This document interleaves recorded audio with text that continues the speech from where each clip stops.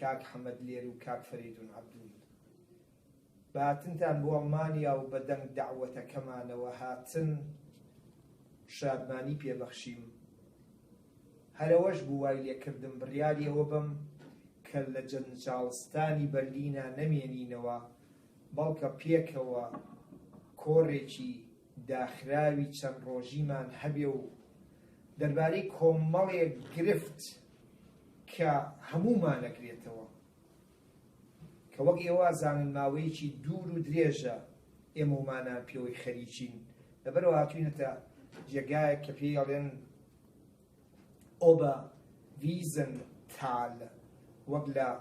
ڕۆژانی ڕابردوو تا دیتان جێگایەکی دڵگیر هیوادارم بتوانین ڕۆژێ لە ڕۆژان نەک کۆڕێکی داخراوی وە بەڵکە کۆڕێکی فراوان کە مامۆستایانی ئەکادیمیکاری زانکۆکانی سلەیمانی و سەلاحەددین و دهۆکیش بەشداری تیا بکەن بێگومان کۆڕی وا پێویستی بە ئامادەکاریەیە ناوی مامۆستایانی ئەکادیمیکاری زانزگام بەر پێویستە ئێستاش بێمە سەر ئەوەی خۆشحاڵی خۆم سڵاوی خۆم پێشکەشکەم بە قوتابیەکانتان بە خوێندکارەکانتان بە فێرخوازەکانتان سێ زاراوە کارسێکی یەکمانە ئەگەیەنە سێ زاراوە کە تا ئێستا ڕێک نەکەوتوین لەسەری کامیان ئەبێ ببێتە زاراوەیەک بۆ پاشە ڕۆژی زمانی کوردی و بەکار بهێنێ کەوابێ لە دەواازەیەکما ئەم دەواازەیە دەواازەی زمانەوانی و بڕیاردانە لەسەر بەکارهێنانی زاراوەی گونجاو زاراوەی شیاو بۆ جێی شیاو بەڵام وەکە ئێوازانن ئەم سێ زاراوە هەرسێکی لەلایەن سێ لایەنی سیاسیەوە بەکارهێنێ هەریەکەشیان بە مڵکی خۆی ئەزانێ هەریەکەشیان بەرگری لێکە هەریەکەشیان ڕێکخراوی خۆی بەناویەوە ناوهەنیە بەڵام ئێمەی ئەکادیمیکار ئێمەی کە سەربازێکی ناتوانم بڵێن بێ ناوشکون بە سایە حەمدی خواوە بێ ناو نین ناوداری ئەو زمانەین ئەبێ بڕیارمان لە پاشە ڕۆژدا هەبێ لە ئەنجامی گفتوگۆکاندا بۆم دەرکەوت کە ئێوەی خۆشەویست و مامۆستایانی ئەکادیمیکاریش ڕەنگە تاسووقی ئەوە بن بزانن لە 32 ساڵی ڕابردوودا بە ژمارە 32 وت لە 32 ساڵی ڕابردوودا زانکۆیەکی وەکو زانکۆی ئازاد کە بڕیاری ئەوەی دابێ وەزیفەیەکی مامۆستایی جێگیر دابنیە بۆ ئەوەی کەسێک زمان و ئەدەب و مێژووی کورد بڵێتەوە ئەم ئینستیتوتە چ دەورێکی بینیوە ئەم ئینستیتوتە چی بوون ئەو کارانەی کردوێتی ئەم ئینستیتوتە چێن ئەوانەی کە بایەخ بە خوێندن تێیدا ئەدەن و دەیانەوێ لەو زانکۆیەدایان لەو بەشەدایە لەو زانزگایەدا بخوێنن بێگومان کە ئێمە دێینە سەر باسی ئەوە ئەبێ باسی ساڵی 1982 بکەین کە ئەمڕۆ 32 ساڵێک بەسەر ئەو مێژوەدا تێپەڕ دەبێ ئەو ڕۆژەی کە ئێمەیان ڕاستپارد بۆ ئەوەی وەک وانە بێژێک وەک محازیرێک هەندێ وانە دەربارەی زمانی کوردی ببورن تەرکیزەکەم لەسەرەوەی زمانی کوردی نەک مێژووی کورد و نەک ئەدەبی کوردی بڵێینەوە بێگومان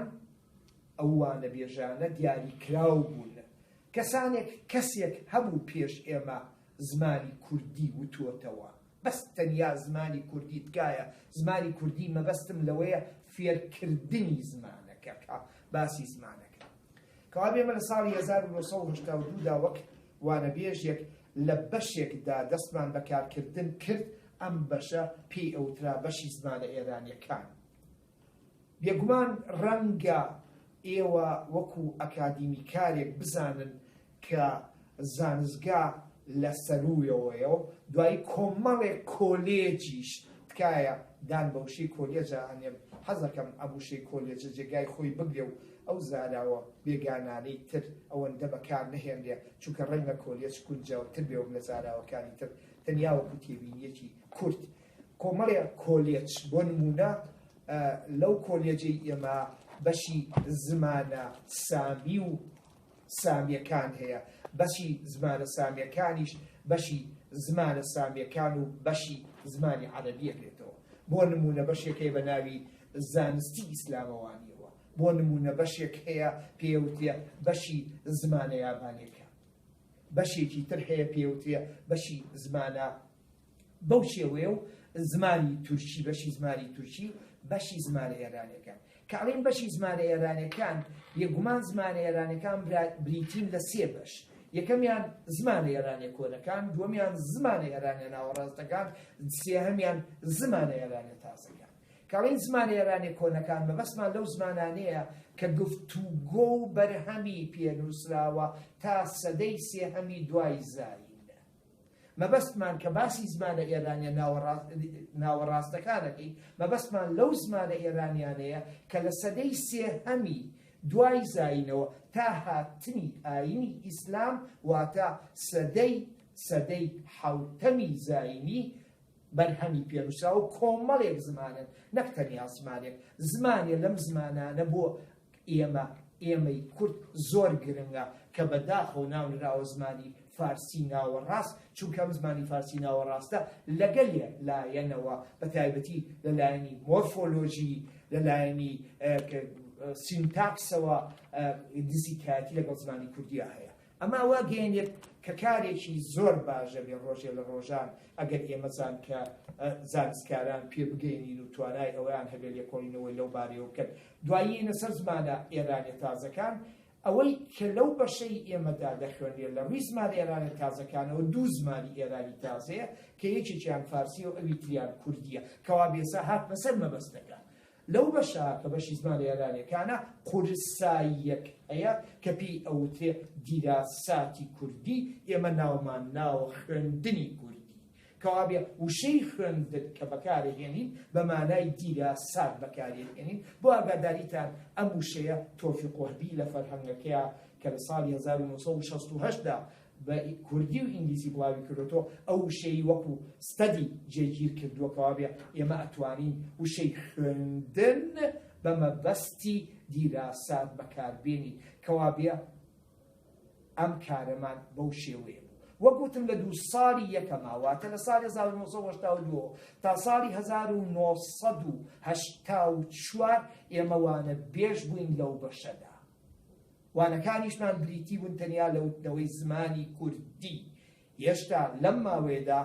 گەڵاڵەی ئەوەمانە کرد زمانی کوردی وەکە هەموومانەزانین پێکاتووە لە کۆمەڵێک دیالێکت. ئەم دیالێکتانەش ناتوانین ئەمڕۆ ئێمە زۆر بە سادەی و ساکاری بڕیاریەوە بدەین بڵین ئەمیان لەویان گرنگترە، ئەویان لەویان گرنگترە، ئەویان لەویان لاواسترە. بەڵێ ڕاستە یەکێکیان لە یەکێکیان زیاتر خزمەت کراوە و پێی نووسراوە، یەکێکیان لە یەکێکیان زاراوەی زانستی و ئەدەبی و کۆمەڵایەتی زیاتر پێداڕێژراوە، یەکێکیان زمانی خوێندن بووە بۆ چەندەها دەیەی سەدەی بیستم، یەکێکی تریان لە بۆ نمونە لە تورکیا تەنانەت گفتوگۆکردن پێی قەدەغە بووە، نووسین پێی ئەبوایە بە جۆرە تیپێکی تر بوایە. کەوا بێ لە ساڵی 1984دا کە ئێمە بەڕەسمی بووینە ئەکادیمیکار، تکایە دام بەم وشەیەدا زۆر دەنێم ئەکادیمیکار، چونکە ئەکادیمیکار لە زانستگا وشەیەکی زۆر لێک و پێک و گونجاوە لە جێی خۆیدا. ئەمەش بریتیە لە دوو بەش. بەشێکیان ئەوەیە کە ئەو ئەکادیمیکارە دەوری مامۆستایەتیە بینێت، واتە وانە بێژە دەرزەڵێتەوە وەکوی هەموو یەکێک لە ئێوەی بەڕێز و خۆشەویست کە ئەمڕۆ لەم جێگا لەگەڵ منە دانیشتون یانەو مامۆستانی کە گویان لە دەگمە هەرێکیان میساڵی تایبەتی خۆی هەیە، وانە گوتنەوەی وانە بڵێتەوە. بەشی دووهەمیان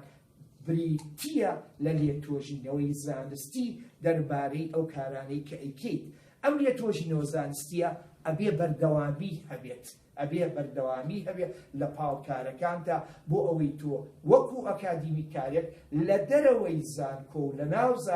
زانکۆشە شایەتی ئەوە بۆ بیرێ کە بەڕاستی تۆ ئەکادیمیکاری لەو کارەدا. لە ساڵی 1984دا گرفتێکی زۆر گەورە لە بەردەمی ئێمەی زانستکار و ئەکادیمیکارە بوو. ئایا لە جێگایەکە لە زانستگایەکی ئەوروپیدا کە بۆ یەکەم جار ڕێگا بەوە دەدرێ ئەهلێرەدا باسی شتێک ئەەکەم نەک بە سوالکردن بەڵکە بە ئیسپاتکردنی ئەوەی کە زمانی کوردی هاوشانی زمانە ئێرانیەکانی ترە لە ڕووی ئەدەبەوە ئەتوانم بڵێم ئەمڕۆ و ئەو ساش ئەو بیرڕایم هەبوو هەرچەنە خزمەتی نەکراوە و هەرچەنە بەرهەمی ئەدەبیمان زۆر فەوتاوە و لە ناوچووە بەڵام بنچینەیەکی ئەو تۆی هەیە کە ئەگەر بێت و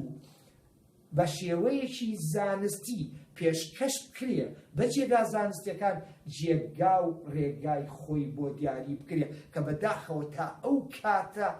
ژمارەی ئەو کەسانەی کە لە ئەوروپا دەنگی ئەم زمانەیان بە ئەوروپا گیان بوو لە بەقەت پەنجەکانی دەستیش نابوون نامەوێ ناوبەرم ڕەنگە یەکێک لەوانە و هەرە گەورەکەیان کە من بە شانازیە و ناوی بەرم کەسێکی فیلۆلۆژی وەکو تۆفیق وەهبی بێت کە ئێرانست نەبوو کە زمانەوان نەبوو بەڵام توانی لە 1970 ببورن لە 1966 دا وابزانام جاری پێشوو 68 بوودەوە لە 66دایە فەرهەنگێکی زانستی ڕێک و پێکی پوخت بە کوردی و دیالەکتی کوردی ناوەڕاست ئالێرەش داوتم کوردی ناوەڕاست دێمەوە سەر ئەو مەسەلەیە توانی بڵاو کاتەوە کە ئەمە ئەگەر تا ئەمڕۆ سەرنجی بەی یەکێکە لە فەرهەنگە هەرە گرنگەکانی ئێمە کە زمانی کوردی عەقڵی ڕۆشن بیری کوردی بە ئەوروپا گەیاندنی ئەم عەقڵی ڕۆشنبیریە بیرێکی جوان بوو لە وەهبیەوە بەڵام فەرهەنگەکەی وەهبی بەداخەوە بە هەتیوی مایەوە مانەوەی فەرهەنگی وەهبی بە هەتیوی لە چەند ڕێگایەکەوە بوون ئێوە ئەکادیمیکار و زانستکارن کە لەگەڵ منادانیشتون ئەوانەی گوێشیان لە دەنگمە ڕەنگە هەرە ئەو کەسانن کە خوێندکارن بایەخ بە زمانی کوردیەدەن ئەم فەرهەنگە لەبەرەوەی بە تیپی لاتینی نووسراوە تیپە لاتینیەکە سیستێمی تیپی لاتینی ئینگلیزیە دەنگەکان بەپێی فۆنەتیکی ئینگلیزیەکە دەربڕاوە تەنیا ئەو کەسانی کە شارەزایی ئینگلیزیەکە بوون توانی بیانە سوودی لێبین کەوا بێ بەداخەوە وەهبی زمانەوان کە ئەو فەرهەنگەی دانا سنوورەکەی تەسک کردەوە لەبەرەوەی بە تیپی عەرەبی کوردی تکایە ئەڵێمەوە دووبارەیەکە مۆڵێم عەرەبی کوردی چووکەیمەی ئیزافات زیادەمان خستۆتە سەر ئەو تیپە عەرەبیانەی باسیەوە ناکەم کە عەرەبیەکان لە ئاساسا لەکوێوە هاتوونەمە ئەوەی زانن ئەو زانستکارن لە بەردەمی نادانیشتن پێویست ناکە ئەو شتانە لێی کۆمەوە وەهبی لەو فەرهەنگا کەوا بێ هەرچەندە بە کوردی ناوەڕاست بە سۆرانی نووسی بووی بەڵام سۆران نەیتوانی سوودی لێ ببینێ یان ئەوانەی سوودیان لێبینی لە ژمارەی پەنجەکانی دەست زیاتر نەبوون لە زانستکارانی ئەوروپیشە ئەوانەی کە سوودیان لێبینی وەک گوتم ژمارەیان زۆر کەم بوو بۆیە ئەبینیت فەرهەنگەکە لە 66دا بڵاو کراوەتەوە بەڵام کاری وەرگێڕانی بەرهەمی عەقڵی کورد بە زمانی ئەوروپی تاکو ساڵانی هەشتاکان لە ئەدەبیاتی ئەوروپیا زۆر کەم بوون خۆ ئەگەر وا بواە ئەبواە بڵاوکردنەوەی ئەو فەرهەنگەی وەهبی ببوایەتە بزوێنەرێکی ڕاستەوخۆ بۆ ئەوەی کاری وەرژێڕان لە کوردیەوە بۆ ئینگلیزی ئاسانتر بکە بەداخەوم کارە نەهاتۆتە ئەنجام لەبەر ئەوە جگەلەوە لە هەمووی گرنگتر ئەوە بوو کە برایانی کوردی باکوور ئەڵێم کوردی باکوور کە ئەوان بەهۆی نووسین بە تیپی لاتینی لە تورکیا شارەزای تیپە لاتینیەکە بوون بەڵام نەیانتوانی سوود لەوە ببینن چونکە لاتینیەکەی ئەوان کە پیان ئەنووسی جیاوازی هەبوو لەگەڵ لاتینیەکەی کە تۆفیق وەهبی بەکاری هێنابوو ئەم جیاوازیە وای کردبوو لاتینیەکەی ئەمان ئەو لاتینیەیە کە بەدخانەکان دایان ڕشتووە لە ساڵی 1932ەوە بۆتە ئەلفبێی نووسینی برایانی باکوورمان ئەمە وای کردبوو کە ئەوان سوود لەو فەرهەنگە نەبینن ئەم تاقیکردنەوە تاڵەی زمانەوان تۆفیق وەهبی لەبەردەمی ئێمە بوو لەبەر ئێوە لەبەر ئەوە بەداخەوە ئەبێ دان بەوەدا بنێم کە ئێمە زۆر تاکە باڵ بووین لەم سەردەمەوە من ئەمزانی کە ئەبێ پەیوەندیەکی زۆر بزێومان هەبێ لەگەڵ زانستگاکانی ئێوەدا کە ئەو کاتە زانستگای سەلاحەدین بوو بەشی زمانی کوردی بوو لە بەغا ڕێگامان بوو ئەمە خۆش کرد بەهۆی دوو مامۆستاوە کە ئیمانمان پێیان بوون بەڵام بەداخەوە لە ڕۆژانی ڕابردووە کە گفتوگۆم لەگەڵ ئێوە کرد هەستم بەوە کرد کە دەنگی ئێمە بەڕاستی نەگەێنراوەتەوە لای ئێوە ئەو کارانەی ئێمە ناسراو نین لای ئێوە ئەو فەلسەفەی کە ئێمە بیرمان لێ کردوێتەوە ئەو بۆ چوونەی ئێمە دانمان پیاناوە تا ڕادێک نەگەیشتوێتە لای ئێوە هەر ئەمەش بوو وای لێکردین کە لە ڕۆژانی ڕابردوو ئەمڕۆ ئەم کۆڕە ئەم کۆمەڵە کۆڕە ببەستین و بە تایبەتیش ئەم گفتوگۆیە بە ئەنجام بگەێنین بۆ ئەوەی سوودی لێبین و پێشکەش بە قوتابیان بکەن کەوا بێ ئەوە ئێمە مامۆستای با بڵێن وشە عەرەبیەکە بەکاربێنین دایمی و ئەکادیمیکارین لە زانستگایەکی ئەوروپی وەکو زانستگای ئازاد لە بەرلین و لە بەشی زمانە ئێرانیەکانە و بنچینەیەگە بێدا بڕێژین ئەوە بڕیارمان بدایە سەرەتا ئەو دیالێکتەی کە دەیڵێینەوە کامیان بێت کوردی ناوەڕاست بێ یا کوردی ژوورو بێ وتم کوردی کاتان لێکم زۆر خۆشحاڵ ئەبم ئەگەر مامۆستایانی زانستکار و ئەکادیمیکار کاتی ئەوە هاتووە بڕیاری ئەوە بدەین هەموو زمانەکە کوردیە بەشێکی ژوورووە بەشێکی ناوەڕاستە بەشێکی خوارووە کەوابێ بەشی ژووروی ناوی ئەنین کوردی ژوورو کوردی ناوەڕاست کوردی خوارو کوردی ژوورو ئەتوانین لە دووکەوانەیەکە بنووسین کرمانجی کوردی ناوەڕاست ئەتوانین بنووسین سۆرانی کوردی خوارو بێگومان ئەگەر هاتە پێویستی بەوە کرد لە کەوانە ناوی بەرین ئەتوانین ناوی بنین بە لەچی بە لوڕی بچووک بە زازا بە گۆرانی ئەمە ئەکەوێتە سەر ئەوەی کە ئەم پێناسانەی ئێمە ئەمەش لە ڕۆژئاوا ئەم کوردی خوارووە گرفتی گەورەی بۆ ئێمەی ئەکادیمیکاری کورد کە بە عەقڵی کورد بیرەکەینەوە دروست کردووە چونکە ئەوان بەداخەوە لە سەدان نەوەتیان ئەتوانم بڵێم 98یان ئەم بەشەی زمانی کوردیە دیالێکتانە بە کوردی نازان ئەمە باسێکی ترە ئێمڕۆ ناتوانین باسێکی چونکە ئێمە باسەکەمان باسی ئینستیتوتی خوێندنی کوردیە لە بەرلین و سەرەتای دەست بەکارکردنی کەوابێ هاتینە سەر ئەوەی کە دەست بەکار بکەین ئەوە بڕیارمان بدایە شێوەزاری کوردی ژوورو بەکاربێنین ناوەڕاست بەکاربێنین کە ئەم دوانە هەردووکی زۆر ئەکتیڤن کە ئەڵێم زۆر ئەکتیڤ مەبەستم لەوەیە یەکەمیان کە کوردی ژوورووە لە تورکیا قەدەغە بوو ئەکتیڤ نەبوو بەڵام لە ئەڵمانیا نزیکەی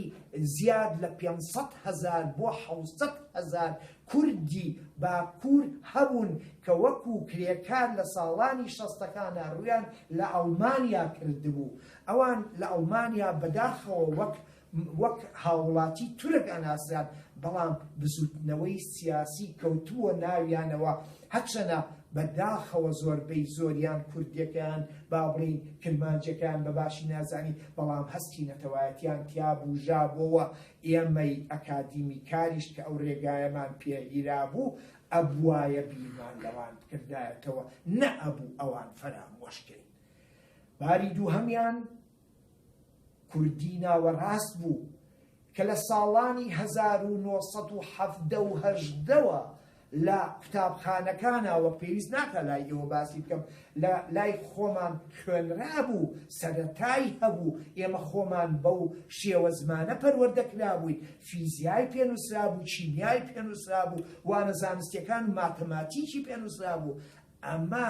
بنچینەیەک بوو بۆ زمانی ستانداردی کوردی ناکرێ ئەمە لە یاد بکرێ ناکرێ لە زانستگایەکی ئەوروپیا ئەمە وەکووانە نەوتێتەوە ناکرێ ئەو ئەدەبە پێش کەوتووەی کە چۆنی لێ ئەکۆڵینەوە فەرامۆش بکرێ کەوابێ کەوتینە فاقێکی زۆر سەیرەوە چی ئەکەیت یەکێکیان بە تیپی عەرەبی کوردی نووسراوە و بڵاو کراوەتەوە دووهەمیان بە تیپی لاتینی لە ساڵی 1932ەوە بەداخەوە لە ئەڵێم بەداقیچەوە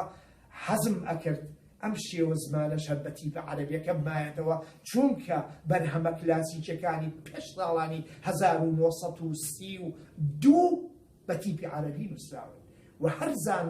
زانستکارێک ئەکادیمیکارێک بێوێ خۆی لەگەڵ کرمانجیا خەریک بکە ئەبێ تیپی لە توانایە بێت تیپی عەرەبی کوردی بکوێنێتەوە ئەجینە سەروەتێکی زۆری ئەحمەی خانی و مەلای جزیری و فەقەی تەیرانی لەبەر چاو ناتوانێت و ئەوانەشی کە نووسراون و بە تیپی لاتینی کراون بە تیپی لاتینی بە بیرڕای من هەڵەی تایە زۆریان لە چی خۆیانە نییە ئێستا باسیەوە نییە باس بکەم باشە کەوا بێ فەریاد فازیل ئەکادیمی کارە و تاکە باڵە و لە زانکۆی ئازاد لە بەرلین لە بەشی زمانە ئێرانیەکانە ئەیوێ قورساییەکی گرنگ بۆ پاشە ڕۆژی زمانی کوردی لە ئەوروپا جێگیر بکە ئەم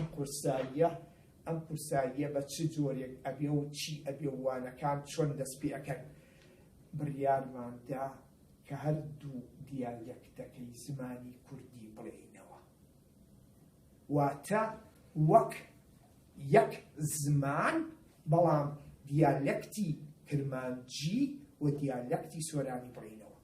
بڕیارمان نا هەردوو دیالێکتەکە کاڵینەوە بە هەردوو جۆرە تیپەکە بیڵێینەوە واتە کە سۆرانی ئەڵێینەوە سەرەتا بە تیپە عەرەبی کوردیەکە ئەینووسین پاشان بە تیپە لاتینی کوردی ببوونە دان بۆژانێمەوەش لاتینی کوردیە ئێمە بێدان بە زاراوەکانەوە خۆی بنێ بەوەش بنووسین ئەمە ساغ بووەوە کەوا بێ وانەکانی سۆرانیمان یا کوردی ناوەڕاستمان کە دەست پێکرد بە هەردوو تیپەکە دەستمان پێکرد کەوا بێ ئەو خوێندکارانەی کە لای ئێمە دەستیان بەوە کرد زمانی کوردی دیالێکتی کوردی ناوەڕاست بخوێنن ئەبوایە لە سەرەتاوە فێری هەردوو جۆرە تیپەکە ببن بێ ئەمە ناکرێ وانەکانی ئێمە قوتابی یا خودکار لەسەری بەردەوام بێ بێگومان نابێەوە لە یادکردنەوە ئەکادیمی کارم پێویست نییە ناوی ئەو بەرم لە وەختەشە جۆرە تیپێکی تریش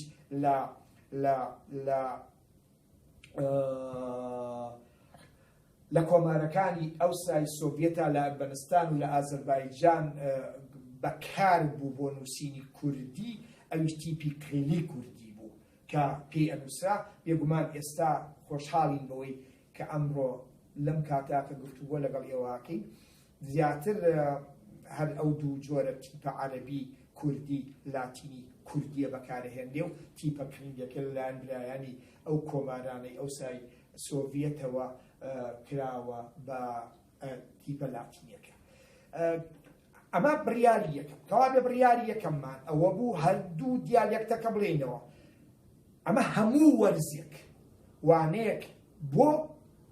کرمانجی تەرخانکرا بوو وانەیەک بۆ سۆرانی کاتان لێ ئەەکەم ئەگەر ئەتانەوێت لە ڕاستی و دروستی ئەم مەبەستانە بگەن بچنەوە سەر ئارشیفی زانستگای ئازاد لە بەرلین کە لە کۆمپیوتەرە هەیە بە ئاسانی ئەتوانن بچنەوە سەرنجی ئەو وانانە بدەن کە لە 32 ساڵی ڕابردووە ئێمە لە زانستگا و تومانەتەوە بۆ ئەوەی لە نەهجەکەمان زیاتر تێبگەن چونکە لەم وتارە کورتا من ناتوانم ئەوشتان هەمووی ڕوو بکەمەوە کەوا بێت ساغمان کردەوە ئەبێ سۆرانی هەموو هەفتەیە بڵێتەوە ئەبێ کرمانجیش هەموو هەفتەیەک وانەیەک یان دووانە بوترێتەوە ئەمەمان ساغ کردەوە ئەمە لە کاتێکا بوو کە سیستێمی کۆنی خوێندن لە ئەڵمانیا باو بوو بۆیە دان بە بەشانێم چونکە ئێستا سیستێم گۆڕاوە لە ئەڵمانیا لە 4 ساڵ 5 ساڵی ڕابردووە سیستێمی لای ئێوە لە ئەڵمانیاش بەکارهێنێ واتە خوێندکار بەکەلۆرۆس ئەکات دوای ماستەر ئەکات دوای خوێندنی باڵا ئەکات جاران ئەمە نەبوو خوێندکار لە زانستگا ئەیتوانی یەکسەر دکتۆرا بکە ئەیتوانی هەنگاوی یەکەمی دیپلۆم ئەبوو یا هەنگاوی یەکەمی ماستەرە بۆ هەنگاوی دۆمی دکتۆرا بوو مانای وابوو ڕێگاکان کراوە بوون زانست زۆر کراوە بوو ئەو سەردەما لە ئەڵمانیا مێژوویەکی کراوەیی ئەم زانستە لە ئەڵمانیا ئەمە ئێمەی پەروەردەکردووەم کراوەیە ئەمەی تریان کێسا گەڕاونەتەوە سەری بۆ ئەوەی یەکێتێکی ئەوروپی پێک بێنن لە جۆری وانەوتنەوە پاریس وەکو بەرلین بێ بەرلین وەکو ڕۆما بێ ڕۆما وەکو ڤێننا بێ ئەم یەکێتی ئەوروپیە وای کرد کە ئەڵمان ناچار بکە سیستێمەکان بە جۆرێکی تر لێ بکەن ئەمە ڕەنگە لە پاشانە بێمە سەر ئەم مەسەلەیەش ئێستا ڕەنگە ئەوە پرسیار بکەن باشە ئەوە دیالێکتی کوردی ژوورو بوو وا بڕیارتدا دیالێکتی کوردی ناوەڕاز وا بڕیاردا ئەی کوردی ژوور خوار و کوردی خوار و ئەوەی کە لە ئەڵمانیا زۆر گرنگ بوو ئەبێ دانی پیا بنین ئەوەیە کە بەشێکی زۆری زازا کەوتونەتە ئەڵمانیاوە ئەو کرێکارانەی کە ژمارەیانمان برد بەوەی کە زیادە ئەو وەختە ئێستا و گەیشتونەتە ملیۆن زیاتر ئەو وەختە 500 بۆ 700 هەزار کورد بوون ئێمەش لە هەموو جێگایەکە لە ڕۆژنامە لە تەلەڤیزیۆنە لە هەموو چاوپێکەوتێکە وەک زانستکارێک بەرگریمان لە مافی ئەوان کردووە لە ئەڵمانیا ئێمە تەنیا لە سنووری زانستگا کارمان نەکردووە ئەتوان بگەڕێنەوە بۆ کاری مێدیاکانی ئەڵمانیا و ئەو مەسەلانش ببینن مزان لە سنوورێکی ترا کارمان کردووە لە سنوورێکی ترا زانکۆی ئازاد لە بەرلین بە تایبەتی قورسایی تکایە ناوێنێن بە قورسایی چونکە زمانی فارسی قورساییەکە لە بەشی زمانی ئێرانیەکانە زمانی کوردیش قورساییەکە لە بەشی زمانی ئێرانیەکانە کەوابێ هەر چوار وەرز جارێک زازاشم وتووەتەوە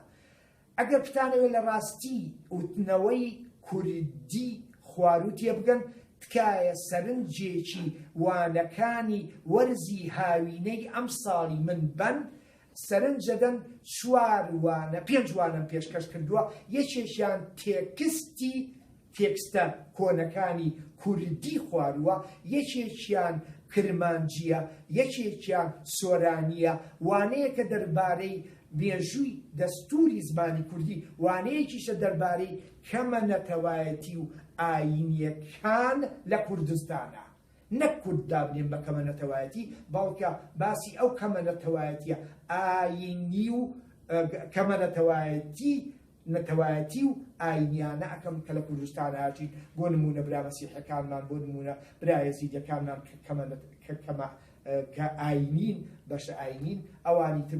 بۆ نمونە و کەمە نەتەوایەتیانی کە لەگەڵمان هاژین وەکو تورکمان و ئەوانەی تر کە لە کوردستانە لەگەڵمان هاچین وانێن کەوا بێ ئەو سەردەمە بنچینەی ئەوەم دانا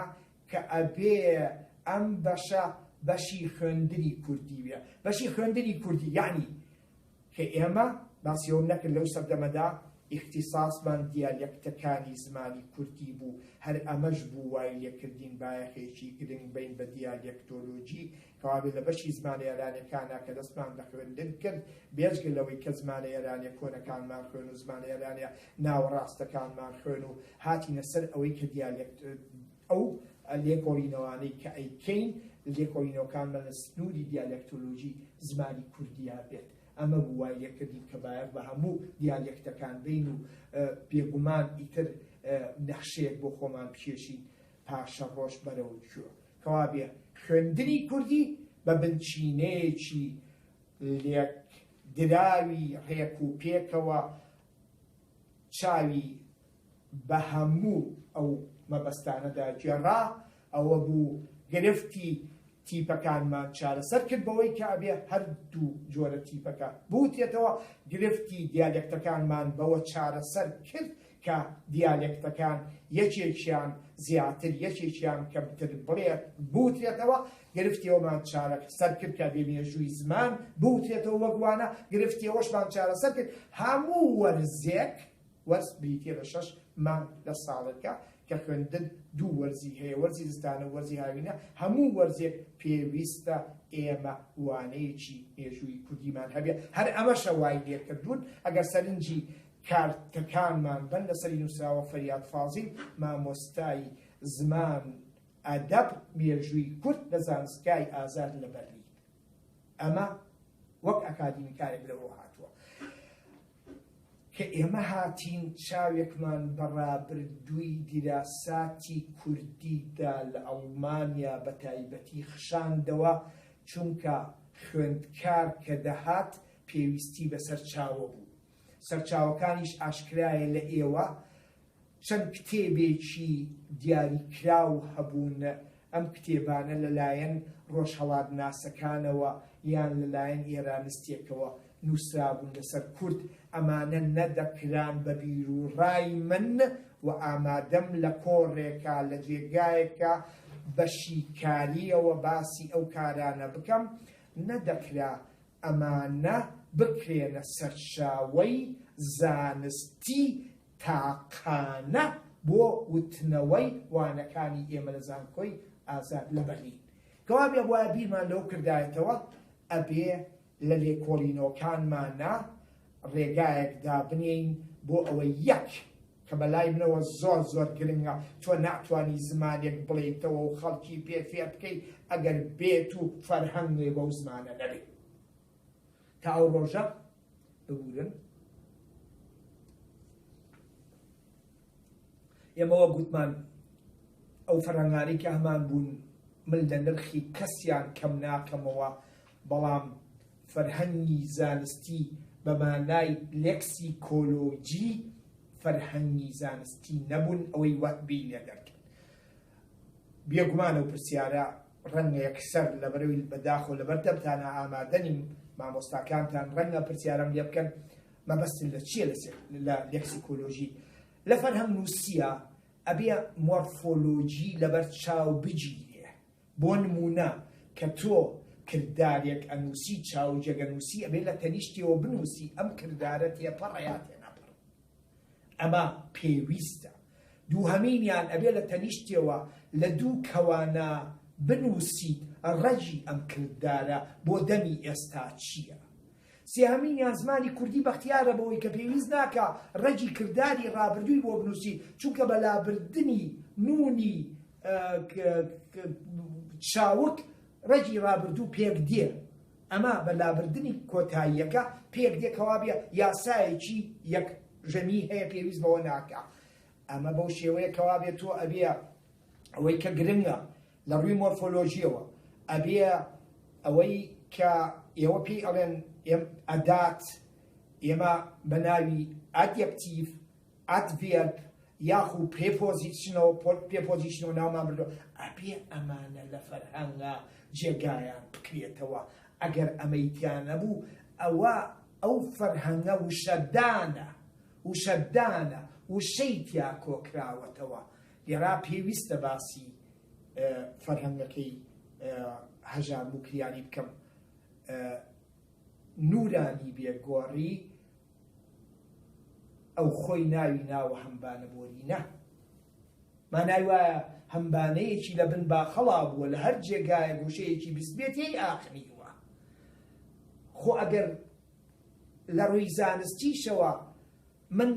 کارێکم لە کارە فەرهەنگیەکان مایەمە سەری بۆی لێم تێبگەن نەهاتوم فەرهەنگە کوردیەکان بکەم بەسەر چاوە بۆ نووسینی فەرهەنگەکانم، بەڵکە هاتووم ئەدەبی نووسراوی کوردیم کردووە بەسەر چاوە بۆ نووسینی فەرهەنگەکانم. تکایە لێم تێبگەن ئەدەبی نووسراو و ئەو کەسانی کە ئەیانەوێ لێرا لەم کۆڕاڕەنگە کاتی ئەوە نەبێ باسی ئەو کەم کاتان لێکەم پێشەچی فەرهەنگەکانم کە بە کوردی و ئەڵمانی نووسراوە بیخوێندنەوە بۆ ئەوەی لە مەبەستەکانی ئێمە بەباشی تێبگەن. ئەمە کارێکی گرنگە ئەو مەبەستانە کە مرۆڤ لێی تێبگات. کارە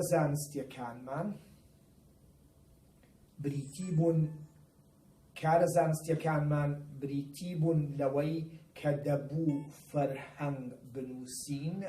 کە دەبوو کتێب بۆ دانانی فێربوونی زمانی کوردی بنووسین، کە دەبوو کتێبی دەستوری زمان بنووسین بە ئەڵمانی، کە دەبوو چەند فەرهەنگێکیشمان هەبێ بۆ ئەوەی ئەو خوێندکارانەی کە دەیانەوێت کەرمانجی بنووسن یا بخوێنن فەرهەنگی کرمانچی ئەڵمانیان لەبەردەستابێ بۆ ئەوانش کە دایانەوێ سۆرانی بخوێنن فەرهەنگی سۆرانی ئەڵمانیان لەبەردەستابێ بۆ ئەوانش کە دایانەوێ بایەخ بە کوردی خوار و دەدەن فەرهەنگی کوردی خوار و بە تایبەتی زازا و گۆرانی و ئەڵمانیان لەبەردەستابێ. جگە لەمانە ئێوە پێتان خۆش بوو کە باسی کارە بڵاوکراوەکانمان بکەین. ساڵانی هەشتاکانی سەدەی ڕابردوو ساڵانی کۆسکەوتنی نەتەوەی کورد بوو، ساڵانی ئەلفال و قڕکردنی نەتەوەیەک بوو. ئێمە خۆمان بە نوێنەری دەنگی ئێوە ئەزانی. مێژوو ئێمە خۆمان باسی ناکەین، بەڵام مێژوو ئەبێ ئەو شایەتیە بە کە دووبارەیەکەمەوە خۆمان بە نوێنەری دەنگی عەقڵی ئێوە ئەزانی. تکایە لە زاراوەکەم تێبگەن نوێنەری دەربڕی عەقڵی ئێوە، واتە ئەو بەرهەمانەی کە عەقڵی ئێوە بەرهەمی ئەهێنا ئێمە هەوڵ بین بە زمانێکی ئەوروپی کە ئەوی زمانی ئەڵمانی بوو کە زیاد لە 8 ملیۆن کەس بەتەنیا لە ئەڵمانیا پێی دەپەیون، ئەمە بکەینە سەرچاوە. لەو سەردەما ئێمە بەرهەمەکانی خۆمان یەکەم هەنگاومان نا بەرامبەر بەو دڕندەیی کە لە بەقا حکمیە کرد، ئەمە دیوانی یەکەممان بڵاو کردەوە جارێ بۆ ئەوەی ئەدەبی کوردی لە ئەوروپا بناسیێنین کە لەو سەردەما ئەگەر کتێبێک لەسەر کورد بڵاو کرایەتەوە کوردێکیان ئەکرد بە مامەڵی چەرکێک و وێنەکان لەسەر بەرگی کتێبەکەدا ئانا بۆی بڵێن کورد شەڕەنگێزە، کورد ئازایە، کورد تفەنگوەشێنە. ئێمە هاتین ئەم دژ بە وێنەیە وەستاینەوە. ئێمە وتمان کورد چەک هەڵگر نییە، کورد چەکی بەرگری لە خۆی هەڵگرتووە، یعنی هێرش دەکرێتە سەری، یعنی لە ناو دەبرێ، یعنی هەموو مافێکی ئەخورێ. لەبەرەوە ناچارە گورگە و پەلاماری یاوی ئەگەر دارێکیش لەبەردەستداوێ ئەبێ بیکەی بە قەپۆزیا بۆ ئەوەی قەپۆزی بشێنی. ئەمە باری سەرنجی ئێمە بوو. شتێکی باشە بێ لێرە هەر بۆ یادگار هۆنراوەیەک بڵێم دەربارەی ئەوانەی کە لەو سەردەما ڕوویان لە ئەوروپا کرد. ئێمە بیرڕامان وابوو کە بەداخەوە ئەوروپا ڕەنگە ئەگەر ئاگامان لە خۆمان نەبێ ببێتە سەرچاوەیەکی زۆر نەگریس و وامان لێ بکە کە دوورمان خاتەوە لەو خاک وڵاتەی کە پەروەردەی کردوین. لەبەرەوە بە باشیە زانم من هەر تەنیا لایەنە زانستکاری و ئەکادیمی کاریەکەم نییە، کوڕی ئەدەبی کوردیشین. هۆنراوەیەکە لەو سەردەما نووسی بووم، خەڵکێکی زۆر لۆمەیان نەکردم، حەزەکەم ئێوەی ڕۆشنبیر گوێتان لێی بێ. لە ساڵی 1982 لە دیوانی ڕۆشنایی لە دەنگەوە لە ئەڵمانیا سەرتا بە کوردی بڵاو کرایەوە. خوێنداوەکە ئەڵێ ئەو بڵۆپە ئاوانەی لە دووریە وشکە بنەوە. کۆمەڵێک کەس لە جێیەکە کۆبوونەوە بڕیاریاندا بڕۆن دوورکەونەوە. سەرەتای ڕێگای ڕۆیشتنیان ڕیان کەوتەکانی و ئاوێک. ئێوە باش دەزانن بێکانی و ئاو ئێمە ژیانمان نەئەمە لە کوردستانە و ئەمەش دەرکەوت دوای ئەنفال کە دیەکانمان وەران کرا. هەرچەندان تێبینیە ماهۆراوەکە دووبارەکەمەوە ئەو بڵۆپە ئاوانەی لە دووریە وشکە بنەوە. کۆمەڵێک کەس بڕیاریاندا بڕۆن دوورکەونەوە. سەرەتای ڕێگای ڕۆیشتنیان ڕیان کەوتەکانی و ئاوێک ویستیان بەکانیەکەش بڵێن وەرە. کانی وتی باش بزانن لەو جێگایەی کە هەڵق بڵێم هەتا بەرەو خواردتر بڕۆم تنۆک وشکە بمەوە. ئیتر ئێستا چۆنە وێرم لەگەڵ ئێوە ملی ڕێگای گەشتێکی دوورتر گرمەبەر. بڕۆن وەسیەتی من لەبیر نەکەن، ڕۆژێکە بێ ئێوەش وەکو بڵۆپە ئاوەکانی من لە دووریە وشکە بنەوە و چۆڕایی دوا دڵۆپتان دێ. ئەمە زەنگێکی وریاکردنەوە بوو. ئەمە زەنگ بوو بۆ ئەوانەی کە ڕوویان لەم جەنگەڵستە تانەی ئەوروپا ببورن وشەی جەنگەڵستانم بەکارهێنا خەڵکی تر هەیەڵێ ڕۆشنایی ئەوروپا بەڵام بۆ ئێمەی کورد دووریە خستینەوە لە وڵات دووریە خستینەوە لە بزوتنەوەی ئەوێ دووریە خستینەوە لە جم و جۆڵی ئەوێ ئەگەر ئاگامان لە خۆمان نەبووایە نمونە زۆرە لە کۆڕ و جێگای ترا ڕەمە بۆتان باس بکەم ئەتوانینەوە نابووین بە خاوەنی مناڵەکانمان لە ساڵی 1970دا کۆمەڵێ نووسەری بەغیرەتی ئەڵمان وتیان فەریاد فازیل ئەگەر تۆ ئەم هۆڕاوە و دیوانانە بە کوردی یا بە عەرەبی لە وڵاتە بڵاوکەیتەوە لە هاوڵاتیانی خۆ زیاتر کەسێکی تر سوودی لە هاو دەمەکەی چۆنە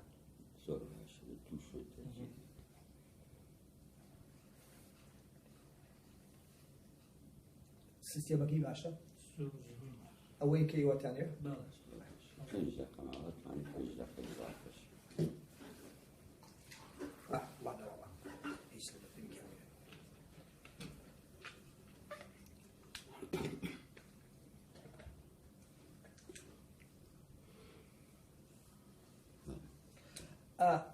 ئەو دووسەرە ئەڵمانانە بیوڕان وا بکە کە پێویستە و بەرهەمانە بە ئەڵمانی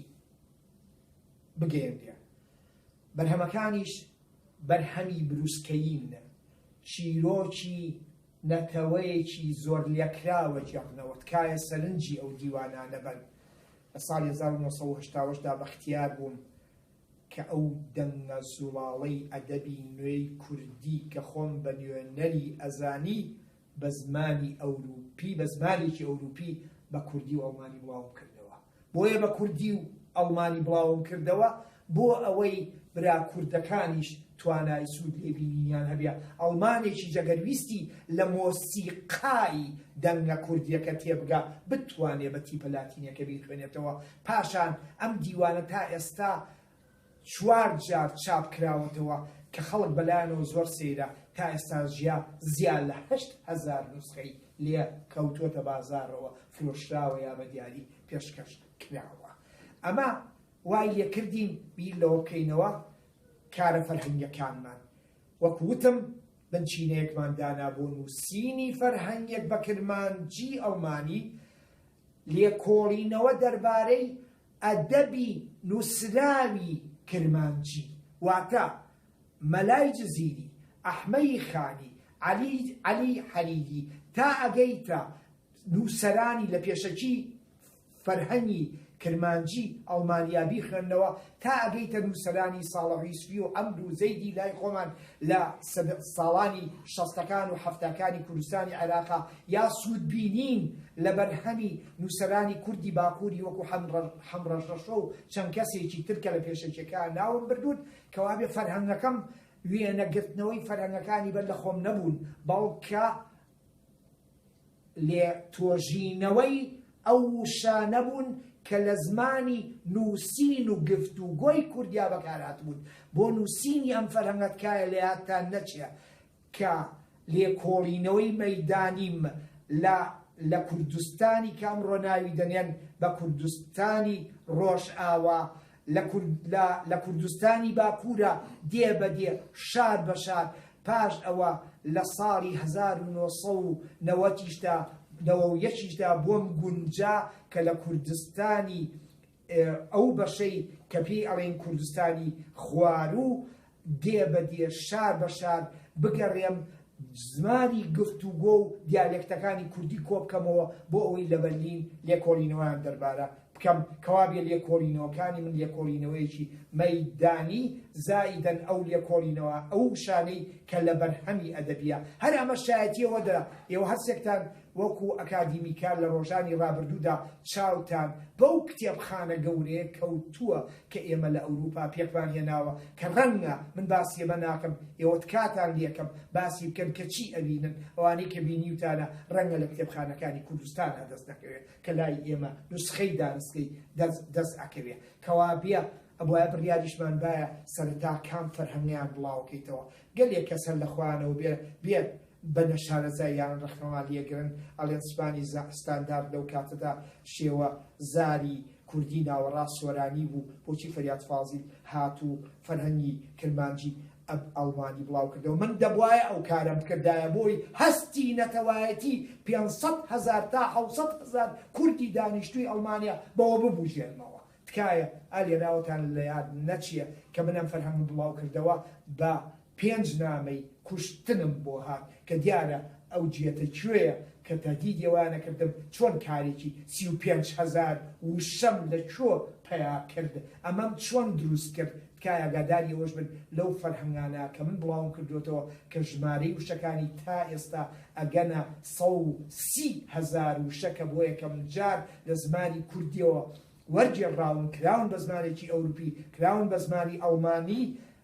تەنیا 3 وشەی تایە کە خۆمدا بتاشی بێ ئەویش ناوی مناڵە خۆشەویستەکانمە کە تاروە و ژارۆ و ژینۆیە ئەژینا وشەکانی تری کۆمەڵێ وشەشی تیا کۆ بۆ تۆ ڕەنگە من بە دڵم نەبیە بەڵام من نیسبەتێکم داناگەر وشەیەک لە 10 چاوی کوردیا بڵاو کرابێتەوە ناچار بووم بینوسم چکە بزانی کە من تێکستێگەم بە خوێندکارەکانم ئەم خوێندکارانە لە فەرهەنگ ناگەڕێن بە شوێن وشەکانە کەوا بێ وشەکان دۆستەوە کەوا بێ کاری یەکەمانەوە بوو لە ساڵی 1992 فەرهەنگی کرمانجی ئەڵمانیما بڵاو کردەوە کاری دووهەممان کە شاکارێکی زۆر بەنرخە کە من شانازیەکی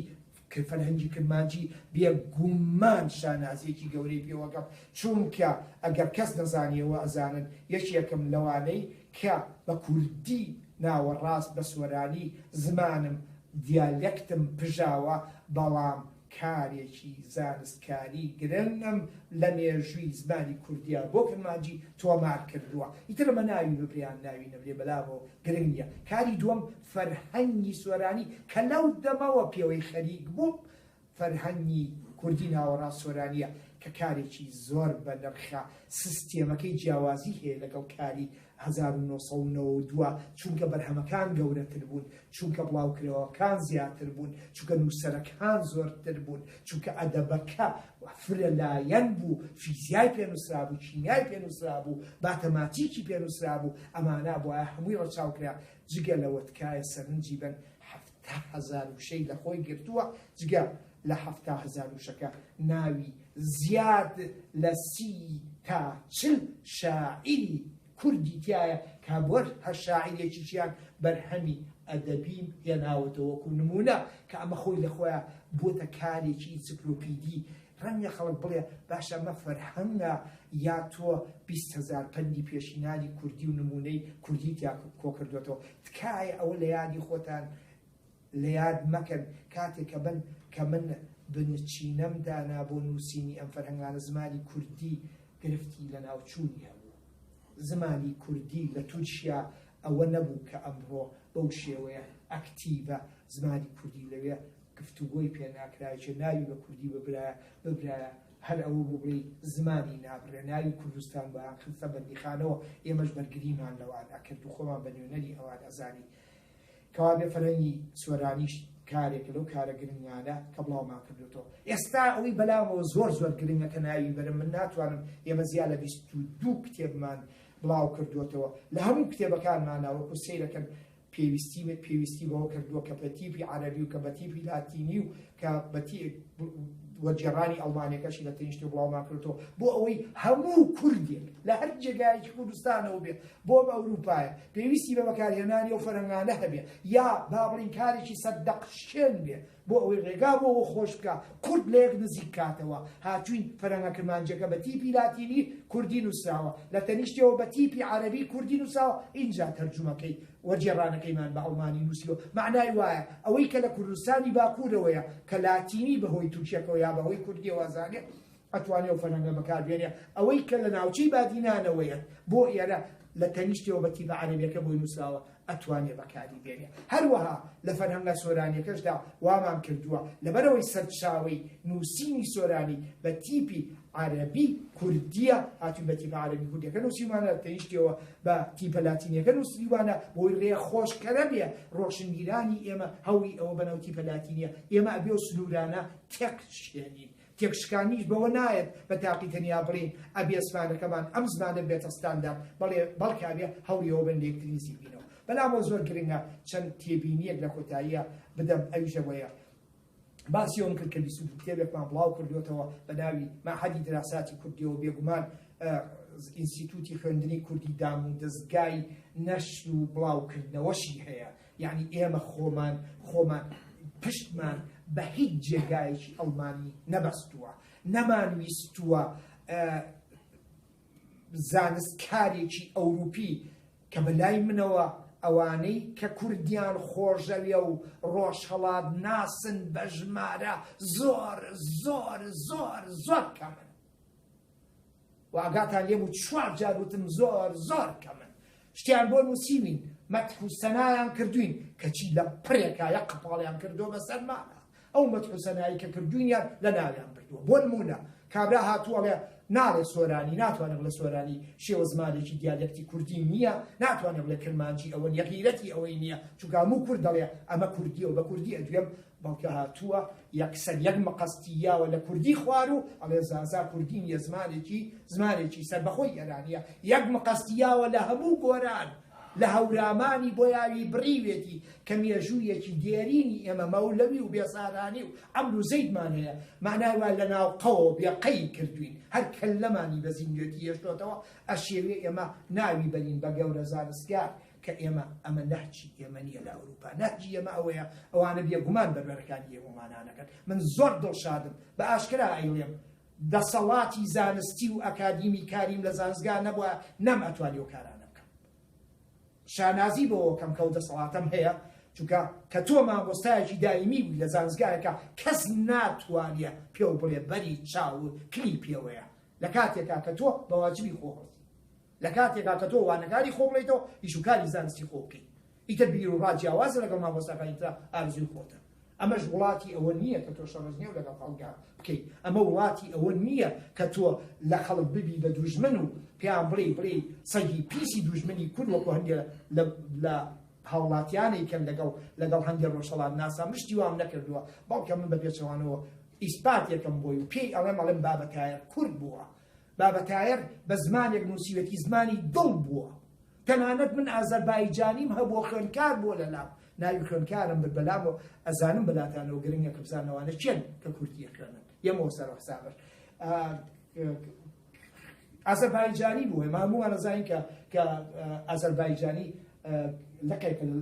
لەقەکانی زمانی تورکی نەک پەیوەست بێ بە زمانە ئێرانیەکانەوە ڕاستە لە ئازەربایجانیە وشەی ئێرانی وشەی فارسی یا عەرەبی زۆرە بەڵام لە ڕووی زمانەوە زمانەکان زمانێکی تورکیە سەر بە زمانە تورکیەکانە کەچی دەستی بەرز کردەوە دەوتێتی ماوەستا ئێمەی ئازەربایجانی بابەتاری عوریان بابەتاری هەمەدانی بە شاعری خۆمان نەزانین پێم وتووە بابەتاری شانازی بۆ کاکەیەوە بەخاوی بەهی خۆتان ێزانن کوردیش بەهی خۆی ێزانێ بەشێ لە فارسیش ئەگەر ڕەگەز پەرستی فارسی تیان نەبێت ئەبێدان بەوا بنێ کە بابەتار بە زمانی دڵ نووسیوێتی زمانی دڵیش هەموو کەسێکی دڵوار بۆی هەیە و زمانی دڵەوە ببنێ کابێ کە زمانی دڵوەرگیرا بەڵام بابەتایڵێ موان ڕەندەم چینامەم بی قەلاندەر نەخان دیرم نەمان دیرم نەلەنگەر چروس ئاەت بگەردەم گەردیجەتی چوشەب ئاەت بە خشتیوان هەمسەر ئەمە بابەتایەرە دوایی تۆ یەکسەر قرتێنی یا پێویست ناکە ناوبەرم ڕۆژهەڵات ناسێک کە بە من ئەڵێ من دیراساتی کۆچەروانی بەشی سەرەکی لێکۆڵینەوەکانمە ناوێنێم کۆچەروانی بەسی کە هەندێک لە زانستکارانی ئێمە ناوێ بن بە کوردۆلۆک تەنیا ئەوانن کە دیراساتی کوردۆلۆجیان خوێندووە ئەوانە نابن بە کوردۆلۆگ کە بە تاقی تەنیا تێزێکیان لەسەر بەشێکی دیاری کراوی کوردی نووسیوە تکاتان لێ ئەەکەم ئێمە بێ زاراوەکان لە جێی خۆیان دابنین ئێوە بۆ بڕوونکردنەوە بەشەکەمان ناوی کوردۆلۆژی نییە ناوی خوێندنی کوردیە زمانی تیاوتێتەوە مێژووی زمانی تیاوتێتەوە مێژووشی تیاوتێتەوە کەوا بێ دیرا سات ئەگە کوردۆلۆژی بووایە قورسایی گرنگمان لەسەر زمانە بوو لەسەر دیالێکتۆلۆژیە بوو لەبەرەوەی ئێمە ڕۆژی ئەوە هاتووە پەنجە بخەین لەسەر مەسەلەکە برایەک ئەگەر لە جێگایەکە تێزێکی نووسی بوو لەسەر بابەتێکی زمانی کوردی بۆ نمونە لەسەر پرێپۆزیشن ئەتوانی دە تێزی دکتۆرای لەسەر بنووسیت کە ئەمەی نووسی بوو ئەمە بەڵگەنامەی ئەوەی نایەتە دەست کە ببێ بە مامۆستایەکی زمانی کوردی و ڕابردووی زمانی کوردی داهاتووی زمانی کوردی و ئێستای زمانی کوردیشی بکاتەوە ڕەنگە مامۆستایەکی سەرکەوتوو بێ لەو بابەتە کە تێزەکەی لەسەری نووسی بێ تۆ ئێوە وەکو مامۆستا و ئەکادیمیکاری زانستکە ئێوە ئەتوانن لەو بەشەی خۆتانە بەو مامۆستایە وانەیەکی بنێ کە پەیوەست بێ بەو مەسەلەیەوە بەڵکە ئەوە بێ بچێتە بەشێک کە پەیوەستە بە بەشی فیلۆلۆژیەوە لێکۆڵینەوەی زمانەوانی بەگشتی ئێستا من بابایەکم وەکو ئێوە ئەزانن لە ساڵانی لە سەرەتای هەفتاکانە مامۆستای زمان و ئەدەبی کوردی بووم دەزانم کۆی سلەیمانی کە شانازیەکی یەزگار بێدایی پێوەکەم سانازی بەوەکەم لە یەکەم گۆڤاری زانکۆی سلەیمانی کە ئێمە دەستمان لە بڵاوکردنەوەیە هەبوو یەکەم بەرنامەی تەلەڤیزیۆنی کە دەنگمان وا بوو بگەینە ناو شار دوایی کە هاتوون گێرا من نایشارمەوە ئەڵێم من بابایەکی ئێرانیستم زمانە ئێرانی کۆنەکانم خوێنەوە زمانی ئێرانی ناوەڕستەکانم خوێنووە بەڵام ئەمانە ڕێخۆشکەرن بۆ لێکۆڵینەوە لە زمانی کوردی ڕێخۆشکەرن یعنی ئەبووە من بڕیارم باە تێزی سەرەکیم ئەخەمە سەرچی قوسایی مەخەمە سەرچی خشمەتە سەر فەرهەنگ نووسی دیالێکتۆلۆژی ئێستا لێرە شتێک با باس بکەین ڕەنگە بەلاتانەوە زۆر گرنگ بێ بڵێن ئەرێ باشە کرمانجی فەریاد فاسیل چی بۆ ئەمەی وای کرد من بڕیار وابوو تێزێکی زۆر گرنگ لەسەر ئەحمەدی خانی بنووسم و تێزەکەشم نووسی مەموزینی ئەحمەدی خانیم دێڕ بە دێڕ وەرگێڕاوە بۆ زمانی ئەڵمانی فەرهەنگێکی گەورەم بۆ هەموو شەکانی ئەحمەدی خانی کردووە هەژدە دەستنووسی مەموزینی ئەحمەدی خانیم لە هەموو دنیا کۆ کردوێتەوە و لێم کۆڵی دوێتەوە دیراسەیەکی بێبن ڕەنگە لە ژیانی خۆما بڵاو نەکرێتەوە دوای مەرگم بڵاو کرێتەوە هیوادارم خوێندکارێکی وام هەبێت کە کارێکی وا بکە ئەمە وای لێ کردم خۆشەویستی گەورەم بۆ ئەو پیاوە ئەحمەدی خانی ئەو کەسەیە کە غەدیەکی زۆر گەورەی لێکراوە ئەدەبی مەموزین من ئەگەر خوا یار بێ ئەم ساڵ بە هیممەتی ئێوە و برایانی تریش بە هیممەتی بابیێڵێم سیاسەت مەدارێکیش کەوتی کالێکم ئەگەر بە ئەڵمانی مەموزینە بڵاو کردەوە هەوڵ بە مەموزینی ئەحمەدی خانی وەکو دیوانی عومەر خەیام بڵاوی بکەیتەوە وەکو دیوانی حافظ بڵاوی بکەیتەوە مەبەستی لەوە بوو کە لەگەڵ مینیاتورە بڵاوی کەمەوە 72 وێنەی مینیاتورم ئامادە کردووە بۆ بڵاوکردنەوەی مەموزینی خانی لە گفتوگۆکانی ترا بۆم باسکردن کە شاعیرێکی ئەمریکیم دۆزیوەتەوە و بڕیارنامەیەکمان تۆمار کردووە لە ناو یەکتریا کە تاکو ناوەڕاستی مانینۆ لە ڕێی وەرگێڕانە ئەڵمانیەکەی منەوە مەموزینی ئەحمەدی خانی بە تەنسیق لەگەڵی ئێمە بە هاوکاری لەگەڵی ئێمە و هاوکارانمە بە ئینگلیزی ژوەر بجێڕین کەوابێ کاتنە سەر بڵاوکردنەوەی ئەحمەدی خانی بە دوو زمانی ئەوروپی زۆر گرنگ یەکەمیان ئەڵمانی کە سەرچاوەکەی ڕەنجێکی نەک فەریادی فەرهادیم لەگەڵ کاریایەوە ئەمە بەشە کلاسیکێکی ئەدەبە بەشە بە ئەدەبی تازە نووری شێخ ساڵح دایگرە توخوا فڕێیە بیخەرە تەندورەوە حیفت تۆ ڕووی خۆت ئەخەیتە نێو شەوی دەیجوورەوە 1920 ئێمە غەدێکی زۆرمان لە پیاوە کردووە لە کەم جێگا ناویمان هاوشانی گۆران بردووە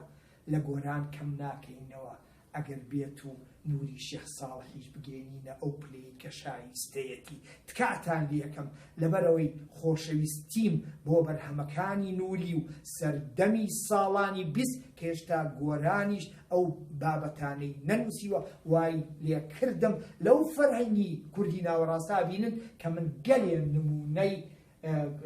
شێخ نووری شێخ ساڵحم وەرجێڕاوە و بڵاوم کردوێتەوە جگە لەوەی کە گەلێ بەرهەمی گۆرانی تیا ئەبینن ئەمە بەرهەمی خۆشمی بێگومانتیە ئەمە ئەوە ئەگەینە من کارێکی کلاسیکی مەدەستەوەیە کە مەموزینی ئەحمەدی خانیە وەکو ئەدەبێک بڵاوی ئەەکەمەوەکە دەبێکی جیهانی دوا بە دوای ئەوە لە گۆران و وەرجێڕانی گۆران بوومەتەوە ئەویش لە ماوەیە بڵاو ئەەکەینەوە کە وەکو نمونەیەک بۆ تازەگەری ئەدەبی کوردی نمونەی بەرهەمی تازەی شاعیرانی کورد بڵاوەکەینەوە یانی بە کوردیەکەی با بێمە کۆتایی ئینستیتوتی خوێندنی کوردی لە بەرلین لە ماوەی 32 ساڵی ڕابردووی کاری زانستی و ئەدەبی و لێ تۆژینەوەیدا بنچینەیەکی داکوتاوە ئەم بنچینەیە بریتیە لە بەرهەمی عەقڵی کورد و گەیاندنی بە ئەوروپا بەمە کۆتایی بە گفتوگۆکانی سەرەتا ئەهێنم دەواازەی گفتوگۆ لەگەڵ ئێوە و لەگەڵ هیوادارم ئێوە هەرسێ خۆشەویستی من و ئەو خۆشەویستانەی تریش کە ئێستا لە هۆڵا دانیشتون و گویان لە دەنگمە هەوڵ بەن پرسیار ئاراستەی ئەم سێ خۆشەویستە بکەن کە خۆشحاڵم لە جێیەکی خۆشدا بە ئاسوودەیی سێ ڕۆژە ئێمە بیرروڕا ئەگۆڕینەوە دەربارەی ڕابردوو ئێستا و داهاتوو کەوا بێ تکایەوە بزانن ئێمە ئەبێ ڕابردوو لە یاد نەکەین ئێمە ئەبێ خەریکی ئێستا بین ئەبێ نەخشەش بۆ داهاتوو بکێشین سوپاسی گوێگرتنتانەکەم سوپاسی ئێوەش خوێندکاران قوتابیان زانست هەروەران مامۆستایانی کۆلێج و بەشەکانی زانستگای سلەیمانی سەلاحەدین دهۆک هیوام خۆشیتانە و هیوادارم لە داهاتوویەکی نزیکدا نەک لە هاوینە هەوارێک لەدایان هاوینە هەوارە هیوادارم ئەو سستیەی کە لە ڕابردوودا هەبوو من ئاگام لێی نەبوو ئەو سستیە ئەم گفتوگۆی من بی بزوێنە تکایەوە بزانن ئەمانەی کە باسم کرد بۆ پە ئاوێک بوو لە دەریایەکە و سوپاس دەکەم.